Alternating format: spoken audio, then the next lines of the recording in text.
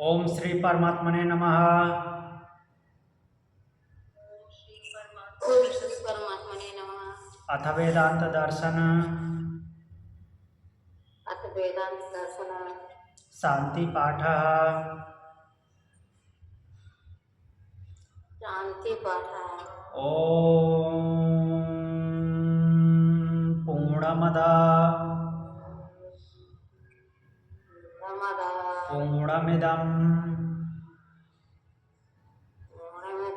पूर्णात् पूर्णमुदच्यते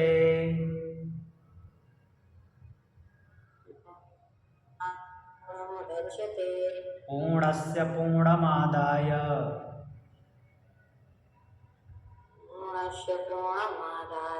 पूर्णमेवावशिष्यते।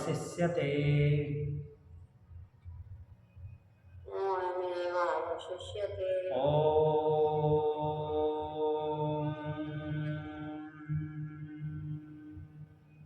शांति शांति शांति। शांति शांति शांति। तो हम कल पढ़ रहे थे वेदांत दर्शन तृतीय अध्याय तृतीय पाद।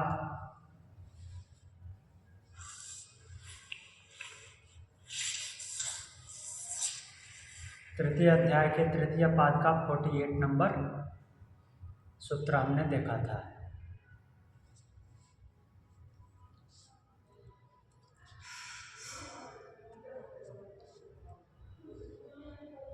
अब हम आगे बढ़ते हैं 49 नंबर सूत्र पे। 48 तक हमने क्या देखा था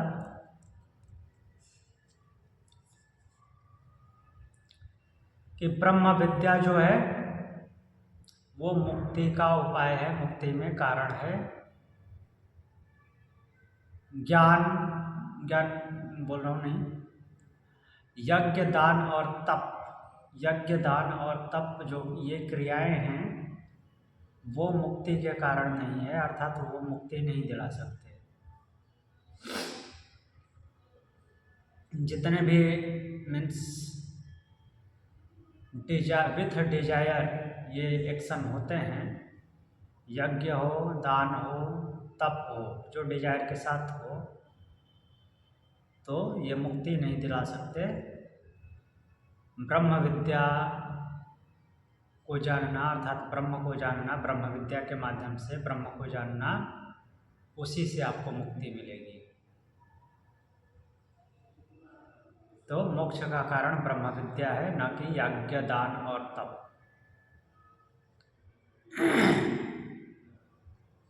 आगे बढ़ें। अब यज्ञ दान और तप का मतलब ये नहीं ले लेना है कि यज्ञ दान और तप बेकार है, नहीं।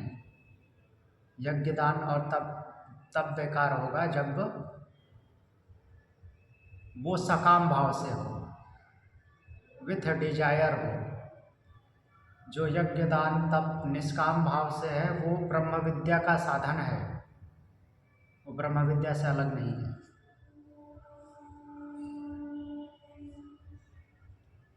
आगे देखते हैं आगे और क्या बोला गया है। प्रश्नकर्ता का एक प्रश्न था कि यज्ञ दान और तप भी तो मुक्ति के उपाय हैं, क्योंकि श्रुति में बोला गया है। तो बादरायण व्यास जी बताते हैं कि वह तो उनकी प्रशंसा में ऐसा बोल दिया गया है, वास्तव में यज्ञ दान और तप मुक्ति के कारण नहीं, ब्रह्म विद्या मुक्ति का कारण है। और अलग अलग उपनिषदों का एग्जाम्पल भी दिए हैं। फिर आगे एक और सूत्र इस पे बोलते हैं, श्रुत्यादिबली यस्त्वाच्च न बाधा। श्रुति को बोला गया है। श्रुत्यादि, श्रुति आदि, बलीयस्त्वात्, इसमें क्या है, बलीय है।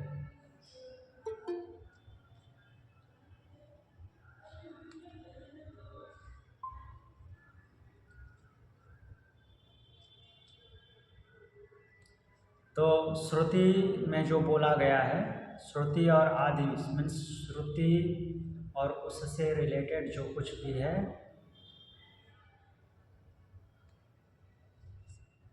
तो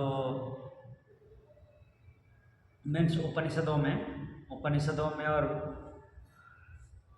इस तरह के और भी जो श्रुतियाँ हैं लाइक वेद हो गया, आरण्यक, ब्राह्मण, तो इनमें जो बोला गया है तो उनके लक्षण क्या हैं? बलवान होने के कारण, अर्थात उनमें स्ट्रेंथ ज़्यादा है। स्ट्रेंथ ज़्यादा क्यों है? क्योंकि वो पुष्टि करते हैं, कहीं से काटने योग्य नहीं हैं। तो बलवान होने के कारण भी कोई बाधा नहीं सिद्ध होती, अर्थात इसको गलत प्रूफ नहीं किया जा सकता कि ब्रह्म विद्या जो है मुक्ति में कारण नहीं है, ऐसा नहीं बोला जा सकता।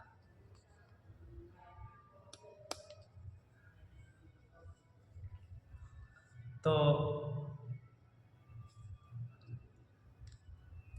व्याख्या में देखिए क्या लिख रहे हैं, वेद का अर्थ और भाव का निर्णय करने में प्रकरण की अपेक्षा श्रुति का वचन और लक्षण आदि अधिक बलवान माने जाते हैं। मीन्स जो टॉपिक चल रहा है, जैसे क्वेश्चन उठा रहे हैं, उनकी तुलना में श्रुतियों का जो कथन है वो ज़्यादा पावरफुल है, ज़्यादा स्ट्रांग है। इसलिए यह सिद्ध होता है कि ब्रह्म विद्या ही मुक्ति का कारण है, यज्ञदान तप नहीं।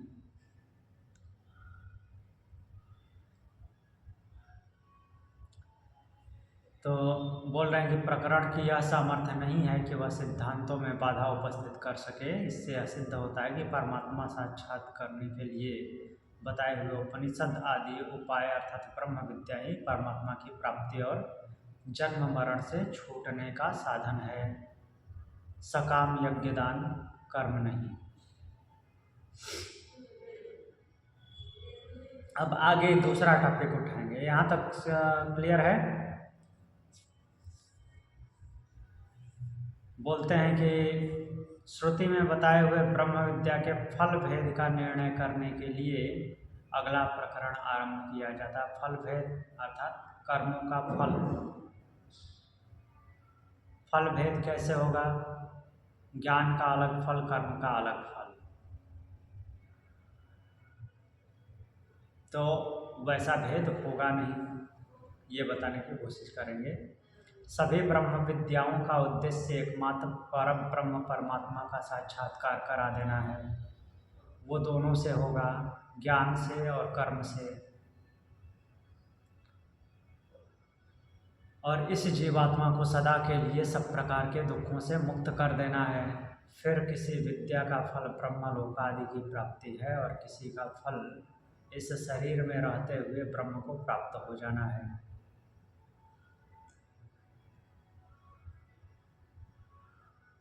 इस शरीर में रहते हुए ब्रह्म को प्राप्त हो जाना, वो कैसे है?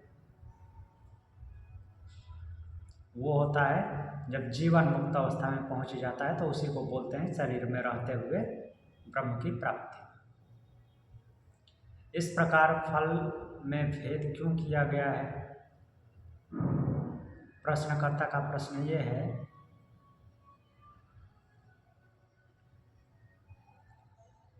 कि सभी ब्रह्म विद्या का उद्देश्य में जहाँ पे भी श्रुतियाँ बोल रही हैं, उनका मुख्य उद्देश्य यही है कि ब्रह्म परमात्मा का साक्षात्कार करा देना और जीवात्मा को सदा के लिए सब प्रकार से मुक्त कर देना, कोई दुख नहीं होगा। तो इसका फल ब्रह्मलोक आदि की प्राप्ति है। और कुछ में ऐसे बताया गया कि शरीर में रहते हुए ब्रह्म को प्राप्त हो जाता है। तो ऐसा क्यों बोला गया है?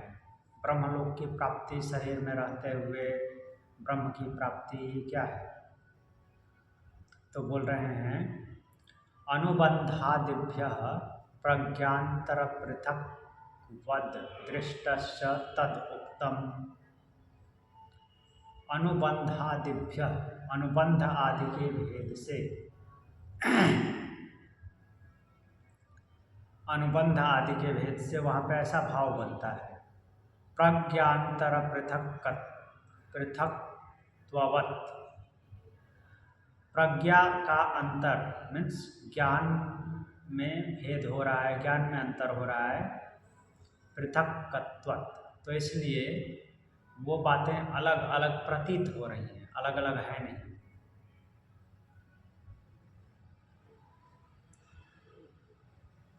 च दृष्टा तद उक्तम। तो ऐसे ऊपर जो भी बताया गया है वो पृथक दिखाई देता है, प्रकरणों में अलग अलग दिखाई देता है, तद उक्तम, जैसा कि ऊपर बताया गया है।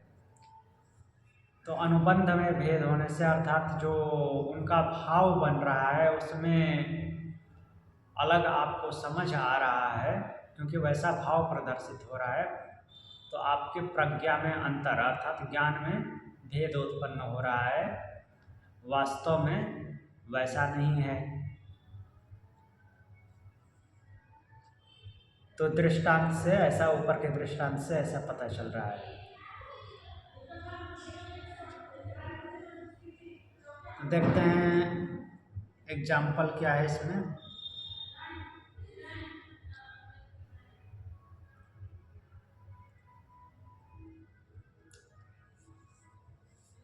यहाँ पे लिख रहे हैं छांदोग्य उपनिषद 8.7.3।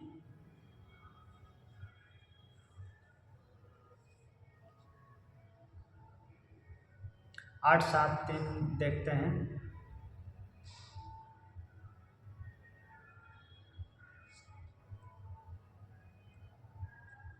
आठ सात तीन और 8.1.6। 8.1.6 में तहर विद्या के बारे में बताया गया है। छांदोग्य उपनिषद 1 मिनट।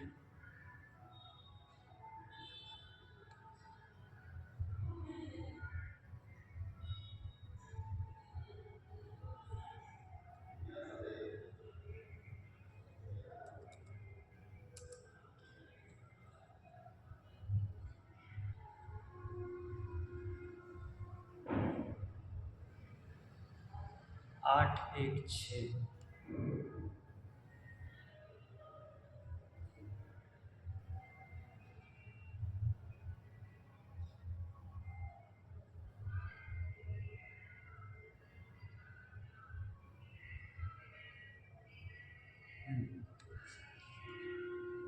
आठ एक छः में क्या बोला गया है? बोल रहे हैं तद्यथेय कर्मजितो लोकाक्षीयत एवमेवामुत्रौ पुण्यजितो लोकाक्षीयते तद्य इहात्मानमनुविद्य व्रजन्त्येतांश्च सत्यकामास्तेषां सर्वेषु लोकेष्वकामचारो भवत्यथ य इहात्मानमनिबुद्ध्य व्रजन्त्येतंश्च सत्यकामास्तेषां सर्वेषु लोकेषु कामचारो भवति। तो इसका तात्पर्य ये है कि जिस प्रकार यहाँ कर्म से प्राप्त किया हुआ लोक क्षीण हो जाता है, कर्म से प्राप्त किया अर्थात जो कर्म संस्कार बनाए हैं वो भोगने के बाद समाप्त हो जाता है, उसी प्रकार दूसरे लोकों में अर्थात जब आपका दूसरा जन्म होता है या फिर दूसरे लेवल पे आप होते हैं तो उसके पुण्य उपार्जित लोक क्षीण हो जाते हैं। जितने भी आपने पुण्य कर्म किए हुए हैं उनको भोग करके वो समाप्त हो जाते हैं।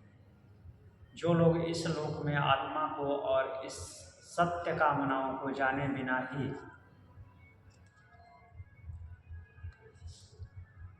परलोकवासी हो जाते हैं, परलोकगामी होते हैं अर्थात शरीर का त्याग करते हैं, उनकी संपूर्ण लोकों में यथेच्छ गति होती है।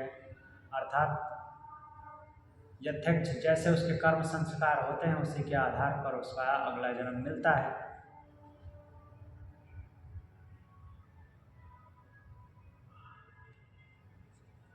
उनके संपूर्ण लोकों में क्या बोलते हैं, यथेच्छ गति नहीं होती।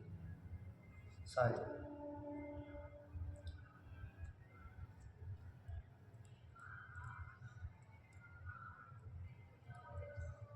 यथेच्छ गति नहीं होती कहने का तात्पर्य है कि जैसी इच्छा होती है वैसी गति नहीं होती, क्योंकि जन्म जो है संस्कारों के हिसाब से मिलता है। कर्म संस्कार, कार्मिक अकाउंट उस समय के और पीछे के भी जो होते हैं सब मिक्स होके मिलते हैं। जो श्लोक में आत्मा को तथा सत्य कामनाओं को जानकर जाते हैं उनकी समस्त लोकों में यथेच्छ गति होती है। अर्थात जो इस बात को समझ लिया कि ये आगे जो उनका जन्म होगा या आगे जो उनको गति प्राप्त होगी वो केवल अभी के संस्कारों से नहीं होगी, अभी जो किया केवल उससे नहीं होगा, अर्थात रिसेंट कर्मों से नहीं होगी, पीछे के सारे कर्म जो बचे हुए हैं उनके हिसाब से होगी। तो उनको जो समझ में आ जाता है तो उनके हिसाब से वो यथेच्छ गति है, यही बात है। अब आगे एक जो उदाहरण है,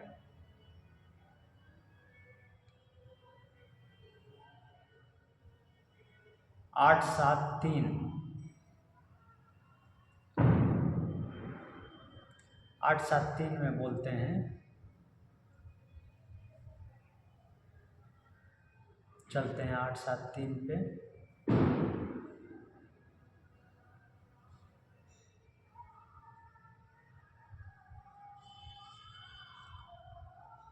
आठ सात तीन में बोल रहे हैं,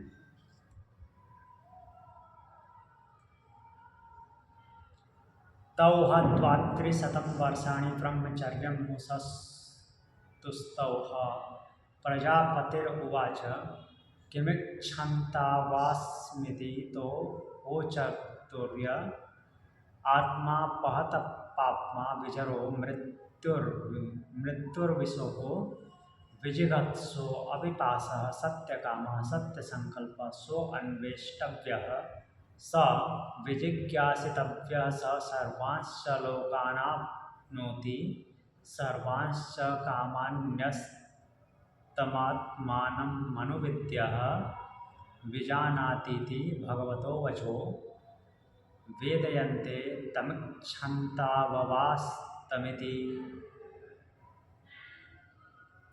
तो इसमें बोलते हैं,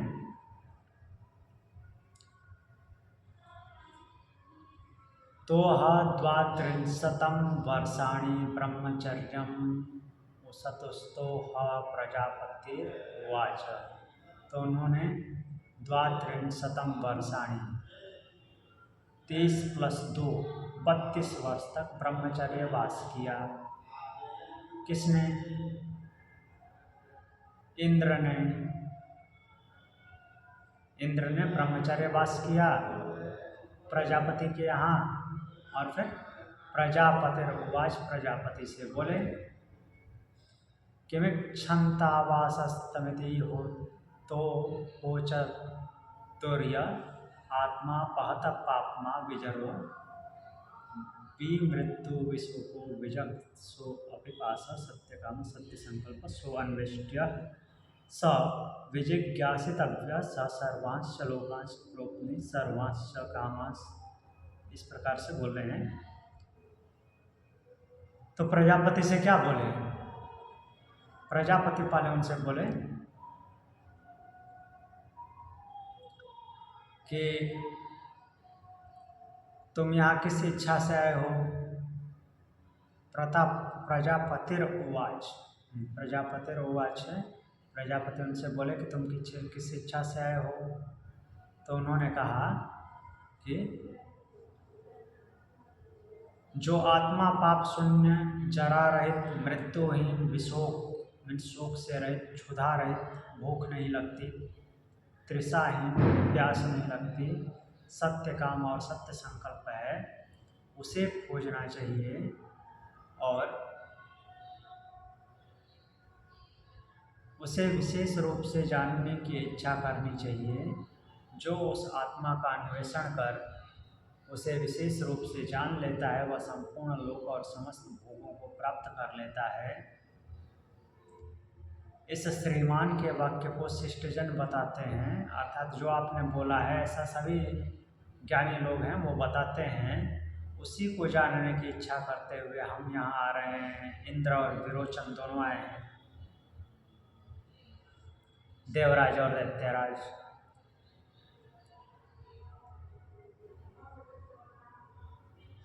अर्थात जब ये सब कुछ समाप्त हो जाता है तो उसी को जानने के लिए आए हैं। पाप शून्य, जरा से रहित, मृत्युहीन, शोक रहित, क्षुधा रहित, तृषाहीन, सत्य काम और सत्य संकल्प, इस स्थिति के बारे में जानने के लिए आए हैं। यही बात सूत्र में बोली जा रही है, लेकिन सूत्र में प्रश्न ये है कि ऐसा भेद क्यों प्रतीत होता है कि किसी को जीवन रहते ही अर्थात इस शरीर में ही ब्रह्म की प्राप्ति और किसी को बाद में।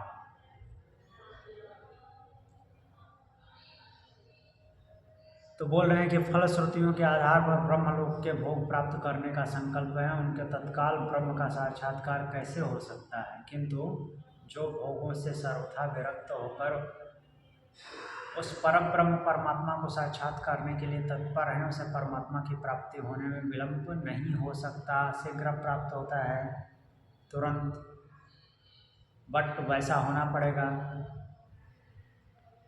किंतु जो भोगों से सर्वथा विरक्त होकर उस परम ब्रह्म परमात्मा को साक्षात करने के लिए तत्पर हैं, उन्हें परमात्मा की प्राप्ति होने में विलंब नहीं हो सकता। शरीर के रहते रहते यही परमात्मा का साक्षात्कार हो जाता है, अर्थात जो जीवन मुक्त में पहुंच जाते हैं तो वह वैसा अनुभव कर लेते हैं, उसी को ब्रह्म प्राप्ति बोला जाता है। अतः भावना के भेद से भिन्न भिन्न अधिकारों को प्राप्त होने का फल में भेद होना उचित ही है। अर्थात भाव जो बन रहे हैं वो उचित है, ऐसा ही बनेगा भाव, लेकिन वास्तविकता ऐसी नहीं है। जो जीवन मुक्त अवस्था में पहुंच गया तो उसकी स्थिति ब्रह्म की हो जाती है, वो अब जीवात्मा के भाव में नहीं रहता। तो इसलिए दूसरों के मान लगता है कि इसी जीवन में उसको ब्रह्म प्राप्ति हो गई, वास्तव में वो जीवन में है ही नहीं। तो और बाकी जो होते हैं साधक, बहुत सारे साधक उसको जीवन मीन्स ये शरीर छोड़ने के बाद ब्रह्म की प्राप्ति होती है।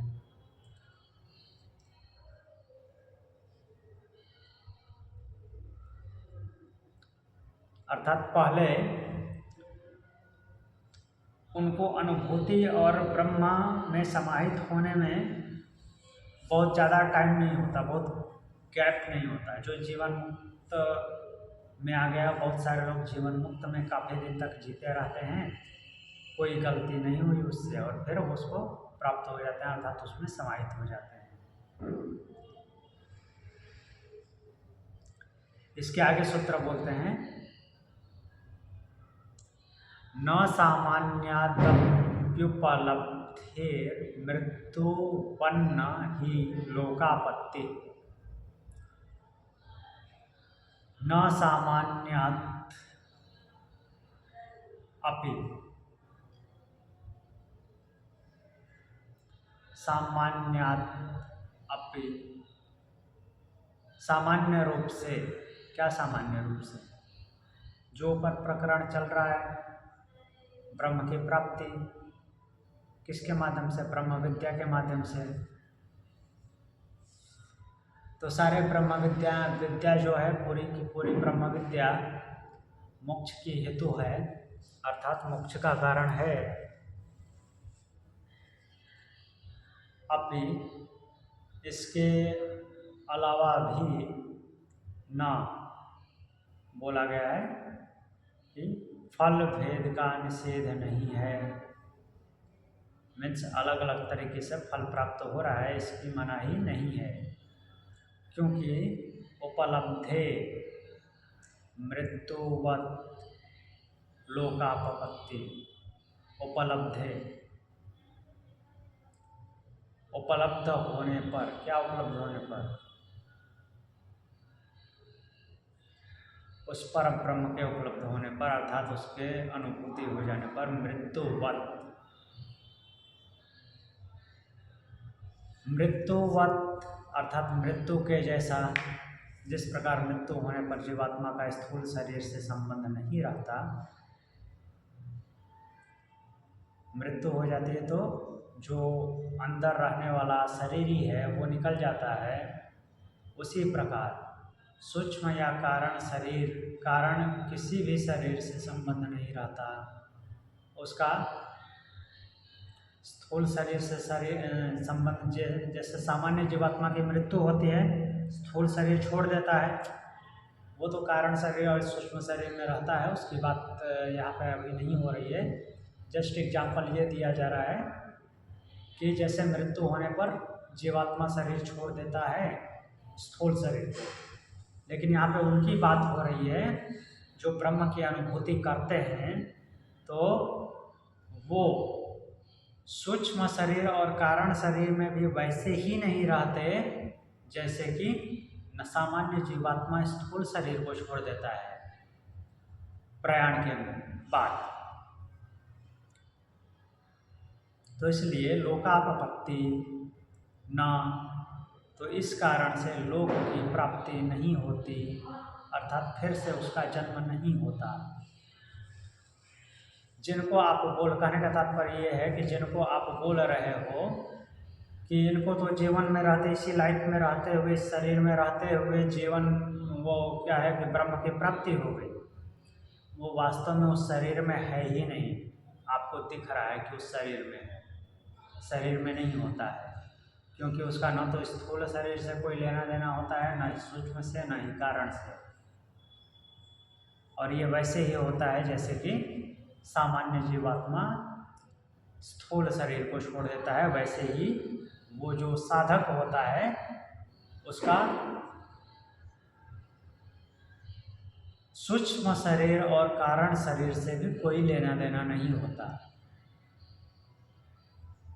वो केवल भाव ऐसा बन रहा है, प्रतीत हो रहा है कि वो शरीर में होते हुए उसको ब्रह्म का साक्षात्कार हो गया, ऐसा नहीं होता। वो वास्तव में उस शरीर में होता ही नहीं है।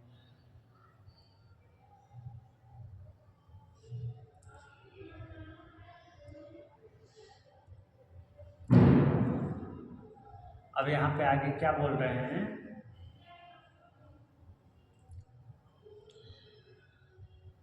कि जिसकी ब्रह्मलोक पर्यंत किसी भी लोक के सुख भोग में किंचन मात्र भी वासना नहीं रही है, अर्थात अटैचमेंट नहीं है, वह किसी भी लोक विशेष में नहीं जाता, वह तो तत्काल ही उस पर ब्रह्म परमात्मा को प्राप्त हो जाता है। बृहदारण्यकोपनिषद 4:4-6 और कठोपनिषद 2:3-14 इनमें ऐसा बोला गया है। प्रारब्ध भोग के अंत में उसके स्थूल, सूक्ष्म और कारण शरीर के तत्व उसी प्रकार अपने अपने कारण तत्वों में विलीन हो जाते हैं।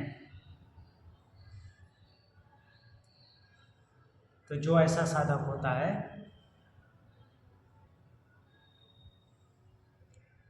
जिसकी किसी भी चीज में लिप्सा नहीं होती, सब कुछ से मुक्त हो जाता है, तो बोल रहे हैं कि उसके प्रारब्ध भोग के अंत में उसके स्थूल शरीर, सूक्ष्म और कारण शरीर के तत्व उसी प्रकार अपने अपने कारण तत्वों में विलीन हो जाते हैं। मीन्स उनमें विलीन हो जाते हैं जहाँ जहाँ से वो आए थे। जिस प्रकार मृत्यु के बाद प्रत्येक मनुष्य स्थूल शरीर के 5 तत्व 5 भूतों में विलीन हो जाते हैं, शरीर छूटने के बाद सब कुछ विलीन हो जाता है, वैसे ही साधक का सब कुछ, वो फॉर्म तो रहता है, बॉडी फॉर्म रहता है, ऐसे कैसे विलीन हो जाता है? बॉडी फॉर्म रहता है, कहने का तात्पर्य है कि सॉफ्टवेयर काम नहीं करता, कोई मतलब नहीं रहता, काम करते हुए भी, मीन्स कर्ता होते हुए भी अकर्ता जैसा रहता है।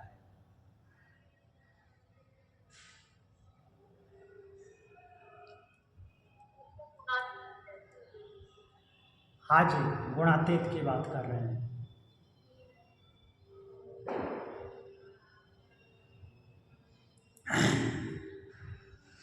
आगे बढ़ें।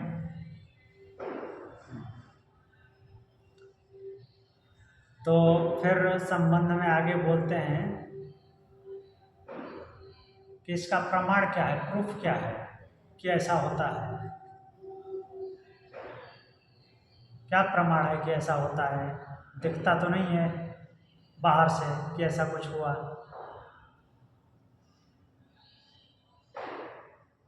तो फिर कहते हैं परेण च शब्दस्य ताद्विध्यम भूयस्तात्वनुबंधः। परेण, परेण मीन्स परे, बाद में, बाद के मंत्र से ऐसा पता चलता है कि शब्दस्य, शब्दस्य शब्द का मीन्स जो कहा हुआ शब्द है उसका तद्विध्यम, तद्विध्यम मीन्स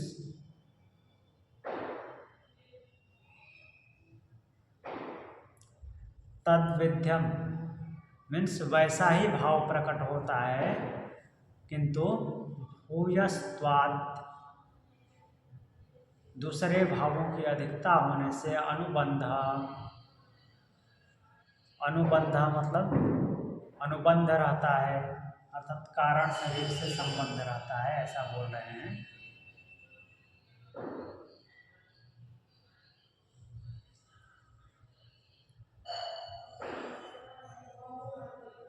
बाद के मंत्रों से, बाद के मंत्रों से किस बाद के मंत्रों की बात कर रहे हैं?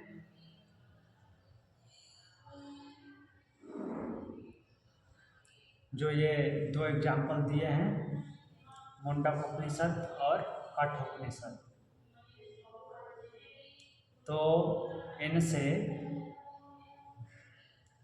शब्दस्य, शब्द समुदाय का तद्विध्यम ऐसा भाव प्रकट होता है। तो देखते हैं क्या है। मुंडक उपनिषद में पहले तो यह बात कही गई है कि क्या कही गई है? वेदांत विज्ञान सुनिश्चितार्था संन्यास योगाद्यतया शुद्ध सत्वा ते ब्रह्मलोकेषु परांत काले परामृता परिमुच्यन्ति सर्वे। बोल रहे हैं कि वेदांत शास्त्र के ज्ञान द्वारा जिन्होंने वेदांत के अर्थभूत परब्रह्म परमात्मा को उसके स्वरूप का निश्चय कर लिया है, अर्थात ये जान लिया है कि वो निराकार है,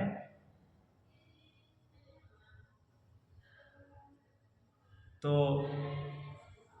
उसके स्वरूप का जब निश्चय कर लिया है, कर्मफल समस्त भोगों के त्याग रूप योग से जिनका अंतःकरण शुद्ध हो गया है, अर्थात जिन्होंने कर्म फल का त्याग कर दिया है, अब कार्मिक अकाउंट नहीं बनते, वे सब साधक मरण काल में ब्रह्मलोक में जाकर परम अमृत स्वरूप होकर सर्वथा मुक्त हो जाते हैं, ऐसा बोला गया है।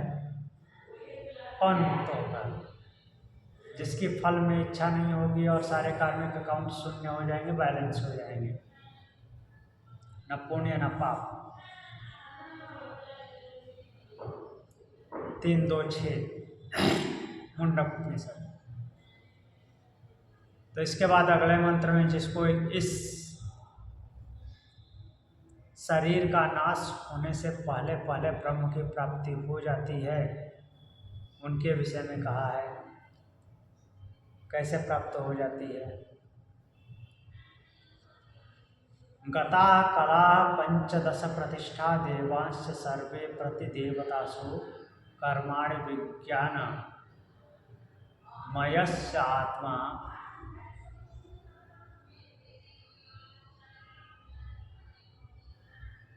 कर्माणि विज्ञानमयस्य आत्मा परे अव्यये सर्व एकी भवन्ति।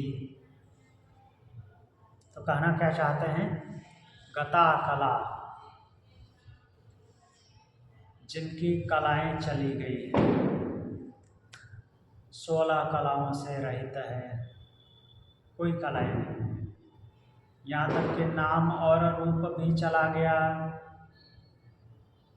दूसरे नाम और रूप जानते हैं, ये ऐसा दिखता है, इसका नाम ये है, लेकिन उसका नाम और रूप से कोई लेना देना नहीं है, कोई फर्क नहीं पड़ता उसको। तो यहाँ पे 15 कलाओं की बात की गई है। 15 कला, एक कला जो वहाँ पे प्राण को गिना जाता है 16 कलाओं में, उसको छोड़ दिए हैं यहाँ पे। तो प्राणों के सहित सब इंद्रियां अपने अपने देवताओं में विलीन हो जाती हैं, अर्थात जो यहाँ से है वहाँ वहाँ चला जाता है।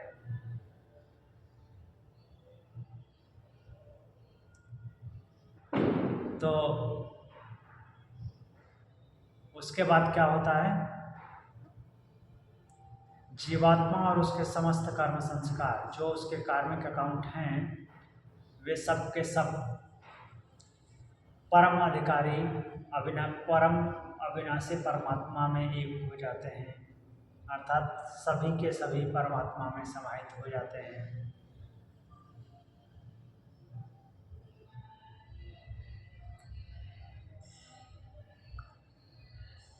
तो इसको बोला गया है 3, 2, 7। अब आगे क्या एग्जाम्पल लेते हैं। फिर नदी और समुद्र का दृष्टांत देकर बताया है कि तथा विद्वानाम रूपाद विमुक्ता परात् परम पुरुषमुपैति दिव्यम। तो वह ब्रह्म को जानने वाला कौन होगा? ब्रह्म को जानने वाला साधक।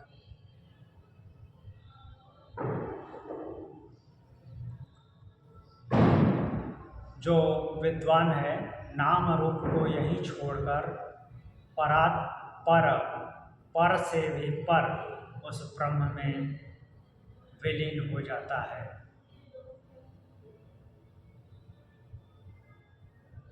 अब आगे बोलते हैं 3, 2, 8 का ये मंत्र है।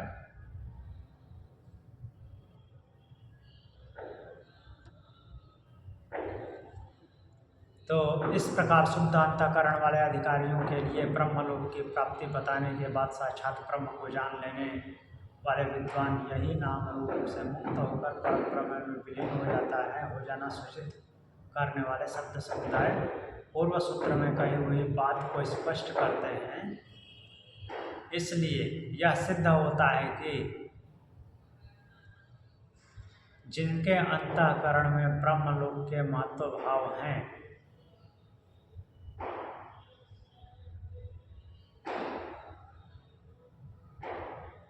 तो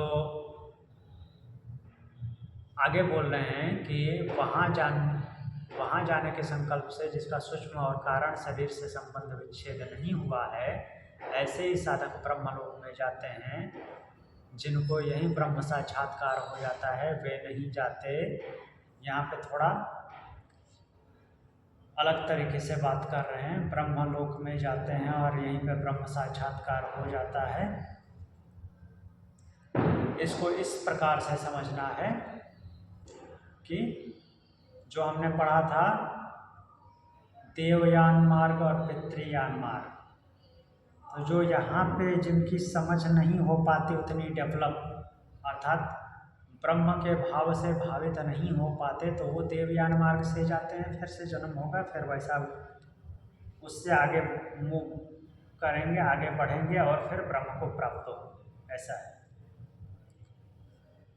तो उसी को इस भाव से लिखा गया है कि वो क्या है कि ब्रह्मलोक को जाते हैं और जो यहाँ पे साधक यहीं पे सब कुछ जान लेता है तो यहीं पे विलीन हो जाता है। वो भी जानेगा लेकिन वो बाद में जानेगा, तो इसलिए वो जो देवयान मार्ग से जाता है उसको देवयान मार्गी बताया गया है। जबकि वो सीधे वो अभी प्राप्त नहीं होगा ब्रह्म को, वो फिर से जन्म लेगा और फिर कर्म करेगा, जितना कर्म होगा उसके बाद वो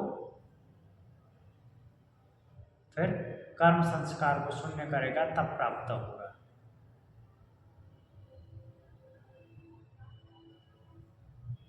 क्लियर है?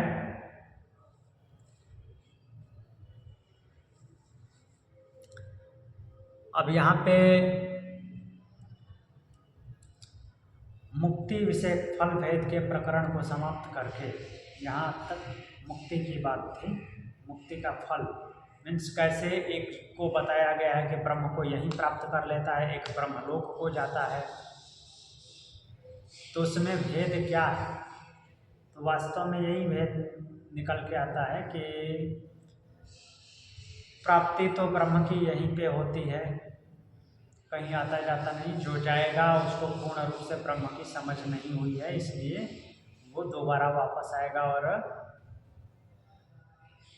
वो जब तक उसको पूर्ण रूप से अनुभूति नहीं हो जाती तब तक ब्रह्म को प्राप्त नहीं होगा।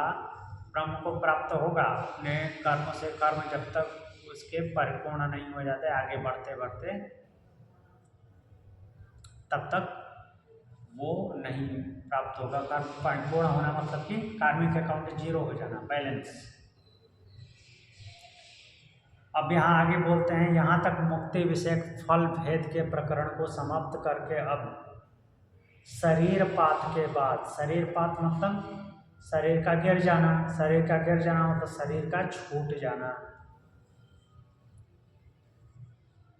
उसके बाद क्या बोले हैं? आत्मा की सत्ता और कर्म फल का भोग न मानने वाले, जो आत्मा की सत्ता को नहीं मानते और कर्म फल को नहीं मानते, कि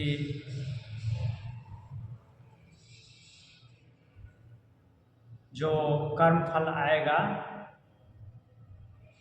उस पे आश्रित रहना है, वो भोगने को मिलेगा, ऐसी बातें नहीं मानते। नास्तिकों के मत का खंडन करने के लिए अगला प्रकरण आरंभ करते हैं। अगला प्रकरण आरंभ करते हैं। इसमें क्या बोल रहे हैं? एक आत्माना शरीरे भावात्, एके मीन्स एक तरह के लोग ऐसा कहते हैं। कहने का तात्पर्य यही है। क्या कहते हैं? आत्मना शरीर, आत्मा का शरीर होने पर भावात्,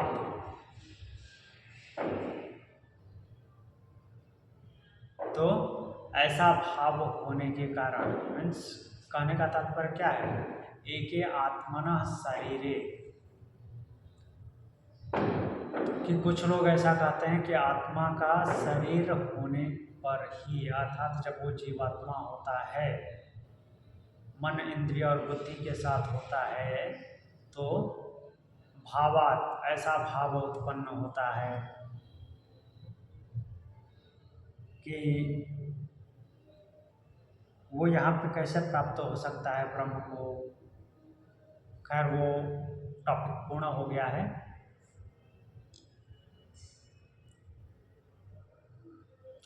अब यहाँ पे बात हो रही है कि आत्मा की स्थिति क्या होती है।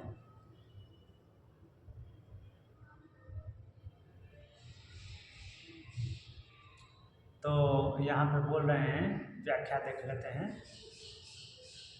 कि जो नास्तिक लोग हैं उनका क्या कहना है?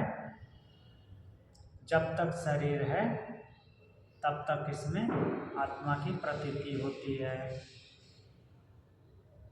शरीर के जाने के बाद कोई आत्मा नहीं होती। अर्थात कहने का तात्पर्य है कि उनका मानना है कि आत्मा होती ही नहीं है, महाभूतों का कम्बिनेशन होता है और ऐसा स्थिति उत्पन्न होती है कि फंक्शन करने लगते हैं, तो उसी को लोग आत्मा बोलते हैं। वो तो आत्मा बोलते भी नहीं हैं, दूसरे लोगों की बात कर रहे हैं, दूसरे लोग उसी को आत्मा बोलते हैं। आत्मा वगैरह कुछ नहीं होती। यदा जीवेत सुखम जीवेत ऋण कृत्वा घृतम पीवेत भस्मीभूताय शरीर पुनरागमनमुतः, ऐसी विचारधारा के लोग, अर्थात कहने का तात्पर्य क्या है, जो कि चार्वाक विचारधारा के बारे में ऐसा बोला गया है। चार्वाकवादी लोग, जिसको लोकायत बोलते हैं, वो इस विचारधारा के होते हैं। नास्तिक जो हैं ऐसा सोचा करते हैं, यदा जीवेत सुखम जीवेत, जब तक जियो सुख पूर्वक जीवो, ऋण करो, घी पियो, कुछ खाने पीने के लिए नहीं है तो कर्ज लो के कर्ज लेके घी खरीद के पियो।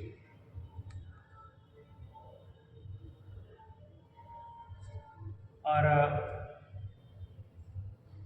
बोलते हैं ये दिख रहा है जो शेयर किया हूँ या फोटो दिख रहा है मेरा वहाँ पे,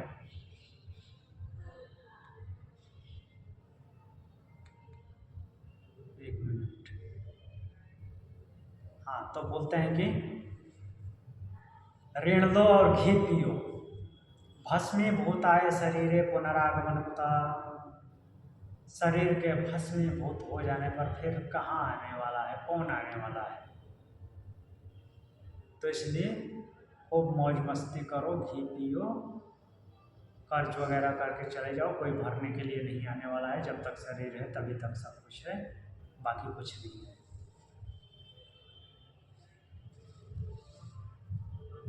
तो उनका इस तरह से मानना है कि जब तक यह शरीर फंक्शन करता रहता है, और ये होता कैसे है, पंच महाभूतों को भी वो नहीं मानते, चार महाभूत मानते हैं। चार महाभूतों के मिश्रण से जब ऐसी स्थिति उत्पन्न हो जाती है बाह्य और आंतरिक रूप से कि उसमें फंक्शन हो जाए, तो उसी को लोग बोलते हैं कि इसमें आत्मा है।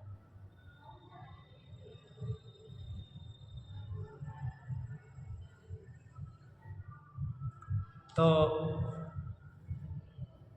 इससे तो यही सिद्ध होता है कि शरीर से भिन्न आत्मा नहीं है, अर्थात शरीर है तभी आत्मा है।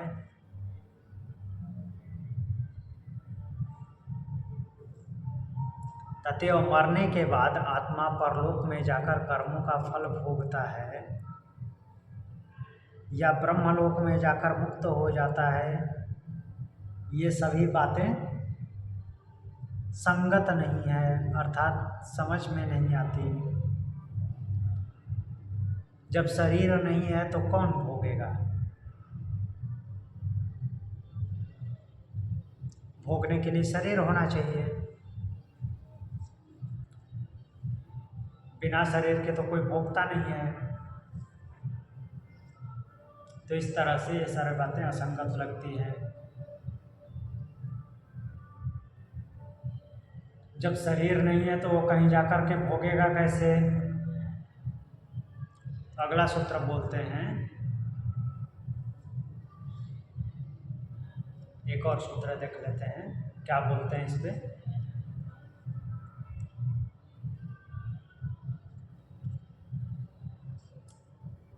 व्यतिरेकस्तद्भावा भावित्वान्न तुपलब्धिवत्।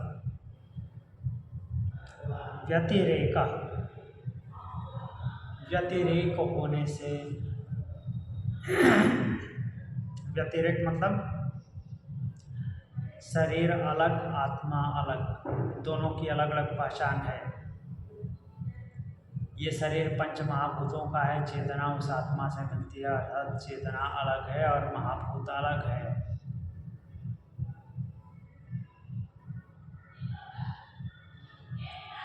तो व्यतिरेक होने से तद्भावाभावित्वात्, तद्भावा उसके भाव से भावित हो जाते हैं। यहाँ पे लिख रहे हैं कि शरीर रहते हुए भी उसमें आत्मा नहीं रहता,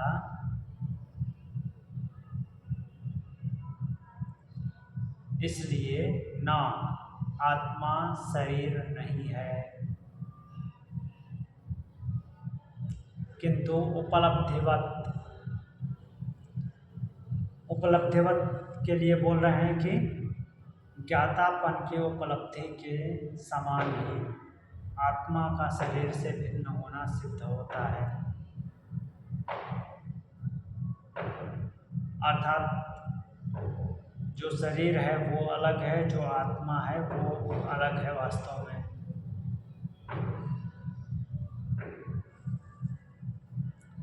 तब व्याख्या में क्या लिख रहे हैं, शरीर ही आत्मा है, यह बात ठीक नहीं है। शरीर आत्मा नहीं है, आत्मा शरीर से अलग होती है, किंतु शरीर से भिन्न शरीर आदि समस्त भूतों, और समस्त भूतों मतलब पंच महाभूत, और उनके कार्यों को जानने वाला आत्मा अवश्य है। अर्थात वो हर जगह है, कहने का मतलब। क्योंकि मृत्यु काल में शरीर हमारे सामने पड़ा रहता है। जब मृत्यु होती है तो शरीर तो रहता ही है, फिर क्यों नहीं वो मूव करता, फंक्शन करता है। अगर शरीर में पंच महाभूतों का स्ट्रक्चर जो है वो मैं हूँ, अर्थात शरीर ही सब कुछ है, तो मृत्यु के बाद भी वो पड़ा रहता है। तो उसमें पदार्थों को जानने वाला चेतन आत्मा नहीं रहता। अतः जिस प्रकार यह प्रत्यक्ष है कि शरीर के रहते हुए भी उसमें जीवात्मा नहीं रहता है, तो उसी तरह से यह भी मान लेना चाहिए कि शरीर के न रहने पर भी आत्मा रहता है।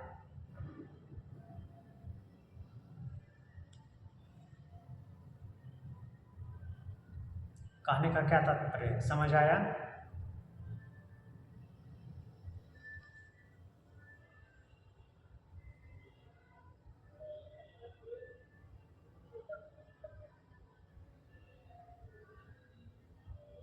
आगे पूरा देख लेते हैं। इसी प्रकार यह मान लेना चाहिए कि शरीर न रहने पर भी आत्मा रहता है। वह स्थूल शरीर में नहीं तो अन्य सूक्ष्म शरीर में रहता है, परंतु आत्मा का भाव नहीं होता। आत्मा परमानेंट है, स्थायी है। अतः यह कहना सर्वथा युक्ति विरुद्ध है कि इस स्थूल शरीर से भिन्न आत्मा नहीं है। स्थूल शरीर छोड़ता है, कहने का तात्पर्य यह कहना क्या चाहते हैं कि स्थूल शरीर को छोड़ता है, वो सूक्ष्म शरीर और कारण शरीर को तो साथ ही रखता है। अतः यह कहना कि स्थूल शरीर छूटते ही आत्मा मुक्त हो गया, अर्थात आत्मा नहीं है, ऐसा नहीं होता। सूक्ष्म शरीर के साथ वो रहता है, परंतु आत्मा का भाव नहीं होता। अतः यह कहना सर्वथा युक्ति संगत है कि इस स्थूल शरीर से भिन्न आत्मा नहीं है। युक्ति विरुद्ध है यह कि शरीर ही आत्मा है और शरीर के बाहर आत्मा नहीं, अर्थात स्थूल शरीर के छूटते ही आत्मा समाप्त हो जाता है, आत्मा मुक्त हो जाती है, ऐसा नहीं है। वो सूक्ष्म शरीर और कारण शरीर में बना रहता है।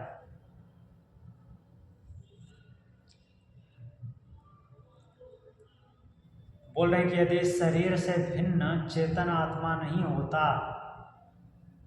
तो वह अपने और दूसरों के शरीरों को नहीं जान सकता। वो इस शरीर से कोई अलग है तभी इसको जानता है, वरना नहीं जान सकता। इसका एग्जाम्पल हमने पहले कई बार देख चुके हैं। आँख अपने आप से आँख को नहीं देखती, अपनी आँख अपने आप को खुद नहीं देख पाती, दूसरे को देखती है।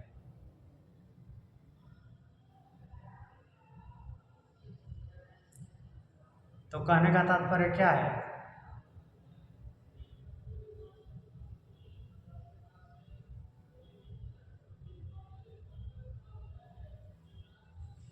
यहाँ पे लिख रहे हैं कि चेतन आत्मा नहीं होता तो वह अपने और दूसरे के शरीर को नहीं जान सकता, क्योंकि घट आदि जड़ पदार्थों में एक दूसरे को या अपने आप को जानने की शक्ति नहीं होती। जड़ का एग्जाम्पल दे रहे हैं। जो जड़ है जिसमें चेतनता नहीं है वो भी तो होता है, और ऐसे बहुत सारे मीन्स जो डेड बॉडी होते हैं वो जड़ होते हैं। डेड बॉडी है, उसमें आँख भी है, लेकिन वो क्या किसी को देख सकता है? नहीं देख सकता। तो जिस प्रकार सबके ज्ञाता होने के कारण ज्ञाता रूप में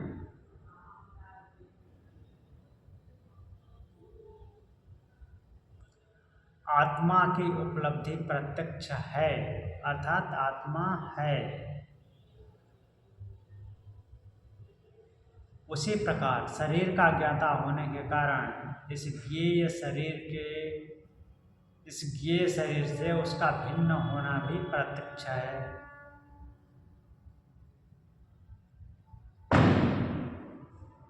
तो ऐसा इस सूत्र के माध्यम से बताए हैं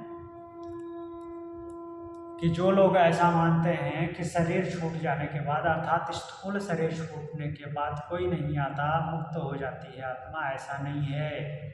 स्थूल शरीर छोड़ने के बाद वो कारण शरीर में विद्यमान, कारण नहीं सूक्ष्म शरीर और कारण शरीर दोनों के साथ वो विद्यमान रहती है।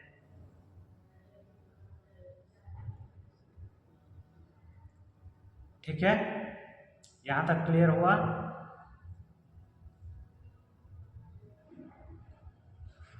इसको कल एक बार फिर देख लेंगे और फिर अगले सूत्र पे आगे बढ़ेंगे। आज के लिए इतना ही। कुछ पूछना है?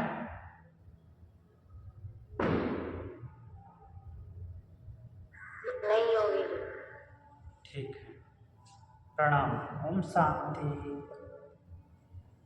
ओम शांति।